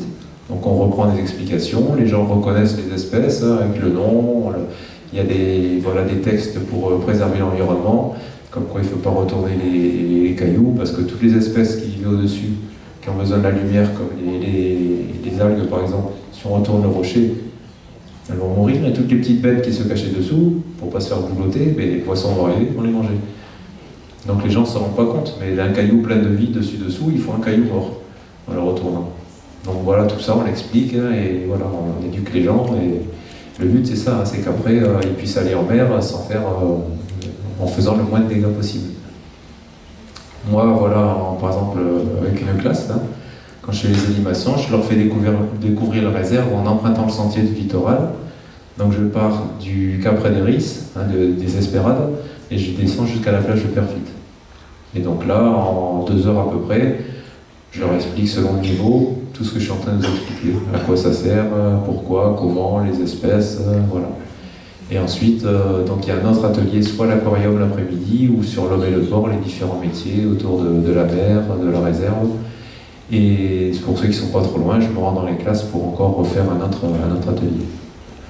Et la gestion des usages, voilà, les plongeurs par exemple, donc on va s'occuper maintenant. Donc vous voyez, pour la surveillance, Je vais accélérer un petit peu parce que comme je sais que ça se termine à la demi, donc je ne veux pas trop vous prendre de temps pour laisser le temps de questions. Voilà, donc de jour, de nuit, vous voyez, donc on fait quand même 1200 heures de surveillance par an, dont 600 en juillet-août. Donc c'est les 2 mois où on est tout le temps sur le terrain, hein. On fait quasiment que ça. Je suis bien content, je quitte l'ordinateur et le bureau, ça me fait plaisir. Je sors en mer. C'est pas tous les jours, hein, le reste de l'année, mais bon, c'est comme ça. Et voilà, donc maintenant, voilà, les agents qui ont un petit peu diminué. Et au niveau des infractions, ce que constate le plus, ça va être des excès de vitesse. Voilà, heureusement, hein, c'est pas du braconnage. On en fait allez, une dizaine, une quinzaine maximum par an, entre la pêche, par exemple, dans la zone de protection renforcée et les chasseurs de sous-marins. Voilà, ça va pas plus loin que ça, quoi, heureusement. Et ce panneau, d'ailleurs, que vous voyez devant, je l'avais fait traduire en catalan, et on les a installés dans les 4 ports catalans les plus proches, justement pour informer les Espagnols, quand ils se mettent à l'eau, qu'il y a une vitesse à respecter, qu'il y a une réglementation sur la pêche, la chasse sous-marine et tout ça. Donc on essaye au maximum de sensibiliser. Je vous dis, on n'est pas les cow-boys, et tant qu'on peut expliquer aux gens, voilà, s'ils ont compris, c'est bon, on a gagné, quoi. À une époque, des gens n'osaient pas nous appeler, oh, il y a un chasseur, oh, ça fait Vichy, ça fait Collabo, c'est pas terrible. Maintenant, ils ont compris qu'en fait, c'est pour protéger la réserve, et voilà, et si quelqu'un est en train de chasser, bon, on arrête l'infraction, donc de suite, on l'empêche, si on peut déjà de tuer un poisson, après on lui explique, et après en fonction, et voilà. S'il savait ce qu'il faisait vraiment, qu'il s'est caché, qu'il a dit c'est pas moi, j'ai rien fait, qu'il a lâché le fusil, bon, dans ces cas-là, c'est un procès verbal qu'on amène au procureur, et c'est le juge qui décide ensuite de la peine. Nous on constate simplement l'infraction. Et si c'est quelqu'un, comme une fois j'ai attrapé un japonais au troc là, avec un masque de cousteau, un petit fusil comme ça, et il faisait un bruit de fou en tapant dans l'eau, j'ai dit bon, allez, vous rembarquez votre truc, là vous sortez, vous n'avez pas le droit. Voilà, je ne vais pas les mettre à PV, il ne va rien attraper, et bon. Il faut être aussi un peu pédagogue. Donc vous voyez, parfois, bon, il y en a qui font de belles pêches, hein, malheureusement. Et vous avez toutes voilà, ces instances aussi hein, qui nous aident dans notre mission de protection. Nous, on n'est pas armés, donc si quelqu'un commence à vouloir sortir un fusil ou autre, ou nous menacer de bord ou quoi que ce soit, devoir de retrait, on a le droit. On téléphone aux collègues, les gendarmes, et là, ça se passe autrement avec eux. Voilà. D'ailleurs, aujourd'hui, il y avait une opération sécumère, où il y avait tous ces corps hein, qui étaient sur l'eau, et pour faire une action de prévention aux gens, donc plutôt que de les verbaliser, aujourd'hui leur donner un petit papier de sensibilisation. Pour pas que la prochaine fois ils prennent un manche. Voilà. Donc les usagers, je viens d'en parler, hein. Donc maintenant on a les appels par an, tous les week-ends quelqu'un a astreinte également, donc si quelqu'un voit une infraction, il appelle la réserve, il y a le renvoi d'appel, et la personne qui a l'astreinte reçoit l'appel et il peut venir. D'ailleurs, il reste sur place, hein. Enfin pas sur place à Banyuls, mais dans le coin, pour pouvoir venir et intervenir au besoin. Donc j'en ai parlé tout à l'heure, le conseil scientifique, donc 14 personnes, donc ils nous conseillent, ils valident les protocoles et les suivis. Donc principalement ce qui est suivi, c'est les mérous, les corbes, le corail et les grandes nacres. Je ne vais pas trop m'y étendre, mais vous savez qu'il y a une grosse catastrophe sur les grandes nacres, hein. Il y a une épisodie en cours. À Marseille, Port-Cros, ils ont perdu 95% des effectifs. En Espagne, 100%. Ah bon? Ah, c'est bien, c'est une bonne nouvelle alors. Ah, super. Parce que nous, on en est à 50% de pertes. Et quand ça commence... Donc là, on essaye pour l'instant de protéger avec des cages, parce que quand elles sont affaiblies par le parasite, après, elles restent un peu ouvertes et les prédateurs peuvent venir les boulotter. Donc on est en train d'étudier avec Serge Plane, du CRIOP aussi, et différents organismes, le moyen de protéger ces grandes nacres, parce qu'on en avait recensé 800 dans la baie de Perfit. Et donc depuis des années, il y a des suivis génétiques aussi sur ces nacres, donc si elles meurent toutes, c'est vraiment dommage. Donc ça c'est voilà, par rapport au mérou, vous voyez, hein, qui peut faire jusqu'à 1m50 et peser 65 kg. Donc c'était une belle prise, mais malheureusement il a failli disparaître. Il y a 30 ans, il n'y en avait plus qu'une dizaine. Et maintenant, on les compte tous les 3 ans, 608. Ça va mieux. Ça va mieux. Mais si on arrêtait la surveillance, c'est un moratoire français, hein. En Espagne ils ont le droit, en Italie aussi. En France, il y a uniquement les pêcheurs professionnels qui, s'ils en attrapent un sans faire exprès dans leur filet, ont le droit de le vendre. Mais pour ça, on s'est arrangé avec eux aussi pour protéger cette espèce. Quand ils en attrapent un, ils nous appellent. Nous, on le récupère, on l'enlève comme il faut du filet, pour ne pas l'abîmer, on va le remettre à l'eau et on le rachète. Parce que ça se vend quand même 30 € le kilo en Espagne ou en France. Donc pour eux, c'est un manque à gagner. Donc le département rachète le mérou on réimmerge les mérous. Les pêcheurs à la ligne, quand ils sont embêtés, ils ont monté un mérou. Et bien nous, avec les plongeurs, on le redescend doucement pour que la vessie natatoire diminue doucement et on le remet à l'endroit où il était pêché. Donc ça permet, ces mérous, ce suivi de mérous, par exemple, tous les 3 ans, d'évaluer l'effet de la réserve. Comme c'est le poisson qui est en haut de la chaîne alimentaire, tout en haut de la pyramide, s'il y a beaucoup de mérous, c'est-à-dire qu'il y a une grande pyramide dessous. Et donc il y a quantité d'autres espèces qui sont en bonne santé dessous. Si les mérous commençaient à s'effondrer, les stocks, on pourrait se dire, mince, il y a problème.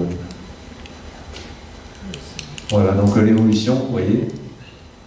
Alors, je ne sais pas s'il y a tous les chiffres là sur le... Voilà, les corbes, c'est pareil, il y en avait quasiment autant. Sauf que l'année dernière, on a remarqué qu'il manquait une centaine de corbes, qui auraient dû normalement continuer. Et en discutant avec les pêcheurs petits métiers, ils ont dit ah bah oui, on a fait 100 kg de corbes cette année, ça a bien pêché. Donc on sait où sont partis les corbes disparus. Donc on leur a dit bon, doucement, c'est quand même une espèce qu'il faut préserver, une espèce qui est interdite de pêche en France, sauf au filet. Donc il a dit d'accord, je fais autrement. Donc par la concertation, négociation, on arrive aussi, alors qu'une époque, ils auraient dit je fais ce que je veux, et puis voilà quoi. Donc on y arrive, ça vient. Ils me prennent même les gamins en animation pédagogique, les pêcheurs, ils leur expliquent le métier, ils les font monter sur le bateau, tout ça. En se moquant des profs quand même, parce que à une époque, la première question qu'ils posaient, c'était « C'est qui le dernier de la classe ?» L'autre, les gamins se regardaient, ils disaient « C'est lui, c'est lui. Toi, tu finiras pêcheur. » Et ils disaient, écoutez-moi ce qu'ils disent les profs, ils disent que des conneries, c'est pas vrai. Donc ils se vengeaient un peu, puis après ça allait quoi. Il fallait le laisser quand même s'exprimer un peu.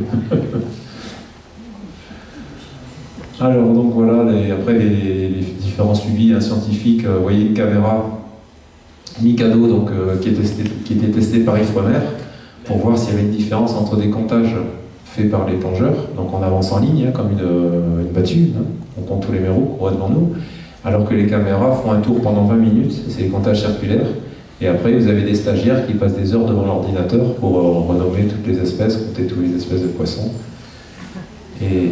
Et donc voilà, on remarque qu'effectivement dans la zone de protection renforcée, il y a plus d'espèces et en plus ils sont plus gros que dans la réserve et hors réserve. C'est logique.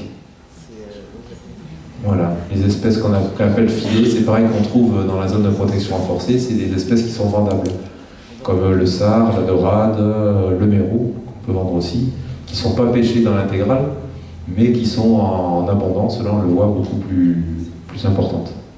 Là ils avaient dû tomber sur des mérous, parce qu'il y a beaucoup plus de mérous dans la zone de protection renforcée. Maintenant ils commencent à s'étendre dans la réserve, et on commence à en trouver aussi au Cap Cerbère, au Cap Béar, alors qu'avant il n'y en avait plus du tout. Donc ça montre que voilà, les poissons, ils ne vont pas rester dans une boîte à sardines, ils ont besoin d'aise, les mérous mâles ont besoin de leur habitat, leur trou de mérous. Si c'est pris d'un côté, ils vont les chercher ailleurs. Et voilà, c'est le but.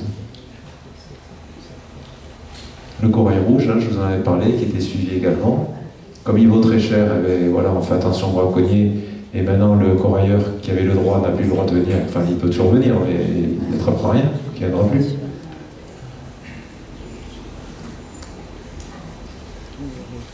Donc ça, c'est ce que je vous avais expliqué tout à l'heure, la photogrammétrie, qui permet de... Voilà. Donc là, vous voyez, par rapport à une brage de corail, c'était juste, voilà, si on estime que celle-là a 200 ans, des grandes branches de corail comme ça, alors ça continue toujours à pousser. C'est comme le poisson lune, par exemple, qui va grandir toute sa vie, c'est pour ça qu'on peut avoir qui peut faire jusqu'à 3 tonnes et 3 mètres de diamètre, les poissons lunes. Le corail, lui, qui fabrique les récifs aussi, continue à pousser. Donc il peut avoir des branches dans la réserve qui ont été estimées à plus de 300 ans. Qui n'avaient pas été découvertes, heureusement. Donc là, la grande nacre, On est en plein dessus, hein, donc là c'est le gros suivi en ce moment. Hein. On va essayer de les protéger pour avoir, on réfléchit comment avec les chercheurs là, du Créole. Voilà, donc c'est pour ça qu'on met, vous voyez, les bouées aussi sur les herbiers, parce que celle qui était cartographiée là, donc avait été vraiment recensée, et après il y en a d'autres, il y en a d'autres aussi un petit peu ici, mais aussi vers ici, là. Il y en a pas mal, les vents de nacre. C'est pour ça qu'on demande au bateau de mouiller à l'intérieur de la baie sur le sable. Si tout est pris, on leur dit vous jetez l'ancre sur le sable, là c'est moins grave. Les algues filamenteuses qui, comme depuis des années, reviennent à chaque printemps, on ne sait toujours pas pourquoi. Donc il y a Alain Coutet qui est en train de travailler dessus, il a déterminé les taxons, donc une dizaine d'algues différentes qui colonisent tous les fonds alors qu'ils recouvrent tout. Vous voyez les gorgones là sur cette photo, on ne les voit plus. Hein. Et par moments, les sites de plongée, même les rochers, on voit plus rien. On voit plus rien du tout. À se perdre sur un site de plongée qu'on connaît. Quoi. Et après, quand il y a des coups de mer, ça nettoie. Mais voilà, pour l'instant, on ne sait pas pourquoi, d'où ça vient. Est-ce que c'est les engrais? Est-ce que c'est la chaleur? Est-ce que... Oui. Cette année, il n'y en a plus aucune. Voilà, c'est incroyable, ça a complètement disparu. Ça brise un peu. Ça peut revenir, on ne sait pas pourquoi. Souvent, c'est quand il y a des coups de mer, on a l'impression que ça nettoie bien, quoi. Mais après, voilà. C'est vrai que là, elles ont disparu pour l'instant. Mais en début de saison, il y en avait, et là, maintenant, il n'y en a pas trop eu, sauf qu'elles sont apparues au tout début, en fait, de la reproduction des gorgones. Et on a un chercheur, voilà, Lorenzo, là, qui travaille au labo là-dessus, qui pensait que c'était peut-être comme elles sont arrivées tôt, pendant la période où elles se reproduisaient, les gorgones, parce que là on a des problèmes de nécrose sur les gorgones aussi, ça vient peut-être de là, les algues filamenteuses.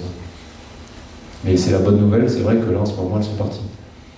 Et à Marseille, c'est jusqu'à 40-50 mètres de profondeur, comme la lumière descend plus profond sous l'eau, l'eau est plus claire. Ici, nous, c'est jusqu'à 20-25 maximum.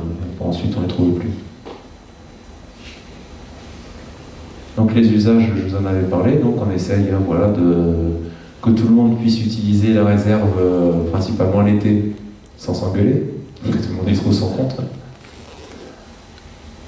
Et nous, quand vous voyez passer en bateau, en fait, pour un programme aussi qui s'appelle Pampa et qui dépend des aires marines protégées, on compte en fait toutes les activités. Donc on est sur le bateau, avant on le faisait avec des papiers, maintenant on a des tablettes tactiles. Et on compte tout ce qu'on voit, le nombre de gens sur la plage, sur les rochers, qui pêchent, combien de cannes à pêche, le genre bateau, en kayak, en plongée, à quel endroit ils sont, enfin tout, on compte. On fait que ça, on se régale.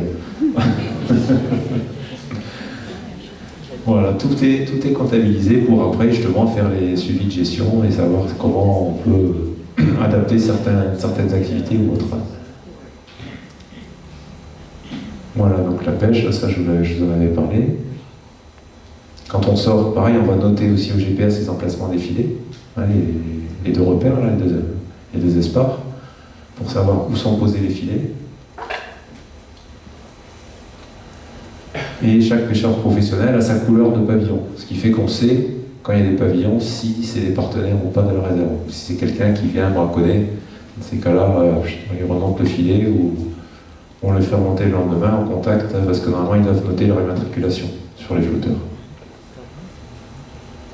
Voilà, donc ça je vous en avais parlé. Donc la pêche de loisirs, vous voyez, c'est beaucoup de pêcheurs occasionnels, hein, énormément. 80% des PO, 20% du département. Et c'est à peu près moite-moite entre les pêcheurs du bord et les pêcheurs qui pêcheront d'un bateau. Donc là, on a défini également depuis 2 ans là, des nouveaux quotas. Avant, il n'y avait pas de quota maximum, sauf pour 3 espèces, hein, le serrant, les girelles et je ne sais plus, maintenant tout un quota. Et maintenant, donc, chaque espèce a son quota. Et par exemple, ça sera tant par bateau et pas par pêcheur. Ou alors par pêcheur du bord. Voilà. Et il y a les cannes à pêche qui sont nombre de cannes qui sont réglementées, les tailles d'hameçons réglementées également, pour ne pas pouvoir pêcher du petit. Hein. Donc voilà. Donc on autorise des gens, mais il y a quand même une réglementation et on leur demande de rendre leur carnet de pêche. Comme ça on peut savoir même s'ils ont pêché des poissons et s'ils ont rejeté. Pour voir l'effort un peu de capture. Ah, c'est pas celui-là. Donc la plongée, voilà, donc on va travailler sur une charte de partenariat obligatoire, normalement qu'on devra mettre en place à partir de l'année prochaine, que ce soit pour les structures de plongée professionnelles ou associatives, ou même les plongeurs particuliers. Donc on est en train de voir ça, si on ne peut pas demander aux gens un autocollant, comme ça ils auront été sensibilisés pour plonger d'une façon responsable, de ne pas toucher la nuit, de ne pas éclairer voilà, les yeux des poissons pendant 10 minutes, voilà, de faire attention. Voilà, c'est pour que les gens plongent le mieux possible dans la réserve. Ils plongent qu'avec ses yeux maintenant, on ne ramasse plus. On ne fait pas comme moi, on ne coupe pas les oursins. Et vous voyez que 50% des pratiquent en juillet-août, donc il y a une forte fréquentation. Et la moitié des plongeurs du département plongent dans la réserve marine. À peu près 30 000 plongeurs par an qui viennent dans la réserve, et dont les 95% autour du Cap La Veille. Donc vous voyez que ça fait du monde autour de ce cap-là. Donc c'est pour ça qu'on est obligé de réfléchir à des mesures de gestion pour aménager tout ça comme il faut. Donc l'accueil public, voilà le point faux qui actuellement est fermé. Donc moi je m'en sers de salle pédagogique pour accueillir les classes aussi le reste de l'année. La plage de Perfit qui a de plus en plus de succès grâce à Didier, qui est un super animateur, qui travaille depuis plusieurs années. Didier Fioramonti, qui est photographe professionnel aussi, moniteur d'apnée, qui nous donne aussi plein de belles photos gratuitement. Donc je le remercie beaucoup et il nous fait des super animations de 4 à 80 ans. Avant il n'y avait que les petits et maintenant il attire du monde. Après lui il a la fibre, c'est un passionné, donc voilà, ça marche bien quoi. Donc le sentier qu'on aménage. On met des nouveaux panneaux assez régulièrement, donc on change les panneaux, qui attirent quand même donc 25 000 visiteurs en moyenne, qui sont comptabilisés que l'après-midi par les pompiers, donc tous les gens qui viennent le matin ne sont pas comptés. Donc on pourrait dire aller à la louche 30 000 visiteurs aussi sur le sentier, ça fait 30 000 personnes sensibilisées. Donc je trouve que c'est quand même important. Quand j'ai fait mon stage à la réserve en 2001, j'avais fait un suivi selon l'équipement qu'avaient les gens, leur comportement dans l'eau. Et en fait, il y a très peu de gens qui touchent, qui ne savent pas trop. Quoi. Donc, l'herbe de Posidonie, on ne sait pas si ça pique, ce qu'il y a dedans, tout ça, donc on ne touche pas. Les rochers, ça fait mal aux doigts. Donc, les gens, en fait, ils se baladent beaucoup en surface. Donc, à part le piétinement au bord et des fois sur les rochers, donc au niveau du trottoir à Litophyllum, il y a un dérangement, mais il n'y aura pas abîmé les fonds en accueillant les gens. Voilà, donc après on aménage tout, le poste de secours, la mise en place de tir à l'eau, pour les personnes à mobilité réduite, pour pouvoir déplacer les fauteuils jusqu'à l'eau.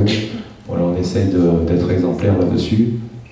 L'année prochaine, il n'y aura plus de douche sur la plage, par rapport à l'eau douce, donc ça sera terminé. Partout, oui. Dans le département, je crois qu'à Toreil, ça a déjà été mis en place. Ils ont calculé qu'ils ont économisé, ou l'année dernière ça a été mis en place, 2 millions de litres d'eau. Simplement en enlevant les douches des plages. Ouais. Donc on dirait pas, mais ça fait beaucoup. Avant il n'y en avait pas, on les a installés en fait quand on a enlevé les postes de secours, parce qu'il y avait l'arrivée d'eau. Comme on a transformé ce poste de secours, ce point de formation où on renseignait les gens et on louait le matériel, on l'a transformé en poste de secours. Et donc le propriétaire, monsieur Offre, gracieusement nous offre la petite maison qu'on a aménagée, où on a mis tous les panneaux. On a fait une convention avec lui sur 5 ans. Et donc ça nous a permis de dégager ce poste, d'éviter de louer un Algeco pour les sapeurs-pompiers, donc ça fait des économies. Maintenant tout est regroupé là, au point formation. Et comme l'eau arrivait là-bas, on s'est dit bon, on va mettre des douches. Mais bon, comme maintenant, au niveau de développement durable, on essaye d'économiser aussi l'eau douce.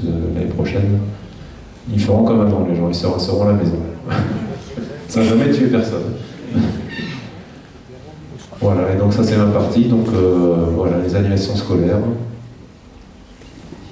Et je travaille une demi-journée par semaine avec une enseignante, donc qui vient travailler avec moi au bureau. Et donc on met en adéquation les outils pédagogiques et les programmes scolaires qui changent aussi tous les ans, on renouvelle aussi. Je ne fais pas toujours la même chose, sinon je m'ennuierais. Et les ateliers qu'on propose.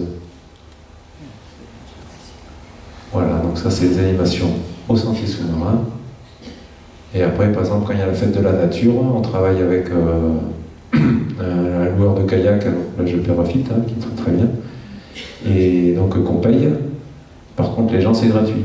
Donc ils font une balade en kayak, il y a un animateur de la réserve, il y a un brevet d'État qui les encadre, et pour faire découvrir, selon la thématique de l'année, différentes choses, mais les gens sont accueillis gratuitement, c'est le département donc, qui offre cette prestation. Donc nous on le fait en kayak, je trouve que c'est sympa, et en plus avec les aquascopes, là ils peuvent découvrir les fonds, et c'est mieux. Et voilà, moi j'ai dépassé de 10 minutes. Allez.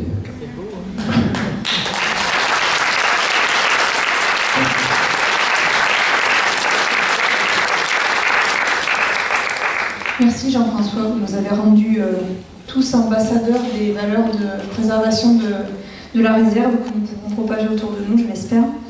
Avant de prendre des questions supplémentaires s'il y en a, n'hésitez pas à vous attarder dans le hall de l'amphithéâtre. Vous avez une exposition photographique qui reprend justement des fonds sous-marins et des espèces que l'on retrouve dans la réserve de Cerbère-Banyuls. Et également un panneau du comité de la conservation de la nature des Pyrénées-Orientales qui, lors de ses 50 ans, avait mis en valeur les réserves naturelles du département, dont la réserve marine. Merci à vous.